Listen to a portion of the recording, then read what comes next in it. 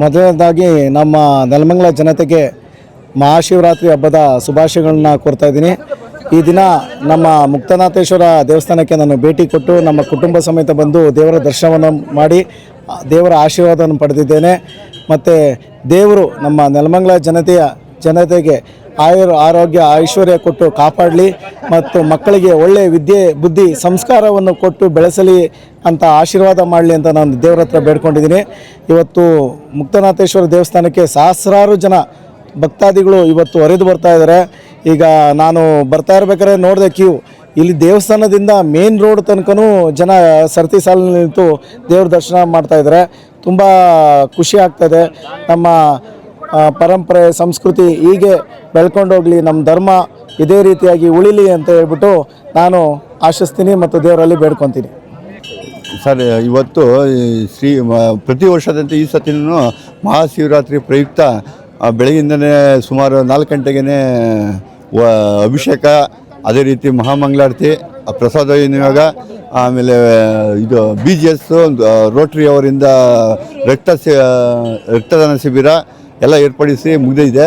ಇವಾಗ ಸಂಜೆ ಭರತನಾಟ್ಯ ಇದೆ, ಅದಾದ ಮೇಲೆ ಹರಿಕಥೆ ಇದೆ. ಬೆಳಗ್ಗೆ ಆಮೇಲೆ ಇವತ್ತು ರಾತ್ರಿ ಪೂರ್ತಿನೂ ಅಭಿಷೇಕ ಇರ್ತದೆ ಶಿವನಿಗೆ.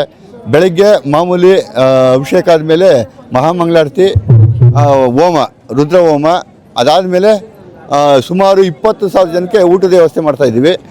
ಹೋದ ಸತಿ 15,000 ಜನಕ್ಕೆ ಮಾಡಿದ್ದು, ಈ ಸತಿ ಜನಸಂಖ್ಯೆ ಜಾಸ್ತಿ ಇರೋದ್ರಿಂದ ಈ ಸತಿ 20,000 ಜನಕ್ಕೆ ಮುದ್ದೆ, ಇಟ್ಕೆ ಬೇಳೆ ಸಾರು, ಅದರಂತೆ ಊಟ ಸರತಿ ಸಾಲಿನಲ್ಲಿ ಪಂಕ್ತಿಯಲ್ಲಿ ಕುಂತ್ಕೊಂಡು ಊಟ ಮಾಡೋಂಥ ವ್ಯವಸ್ಥೆಯನ್ನು ನಮ್ಮ ಆಡಳಿತ ಮಂಡಳಿಯಿಂದ ನೆರವೇರಿಸ್ತಾ ಇದ್ವಿ. ಈ ಕಾರ್ಯಕ್ರಮಕ್ಕೆ ನಮ್ಮ ಮಾನ್ಯ ಶಾಸಕರು ಸೀನಣ್ಣರು ಆಗಮಿಸುತ್ತಿದ್ದಾರೆ, ಅದೇ ರೀತಿ ಕಾಂತಣ್ಣರು ಆಗಮಿಸುತ್ತಿದ್ದಾರೆ.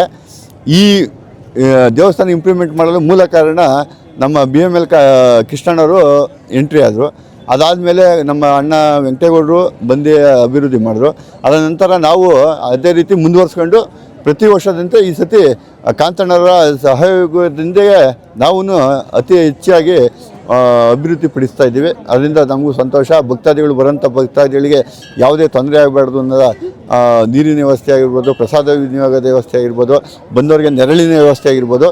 ಬಿಸಿಲಿರೋದ್ರಿಂದ ಯಾರೋ ಭಕ್ತಾದಿಗಳು ಬಂದು ಕಬ್ಬಿನಲ್ಲೂ ಸಹ ಕೊಡ್ತಾಯಿದ್ದಾರೆ ಫ್ರೀಯಾಗಿ. ಅದರಿಂದ ಅವ್ರಿಗೂ ದೇವರು ಒಳ್ಳೇದು ಮಾಡಲಿ ಅಂತ ಕೇಳ್ಕೊತೀನಿ.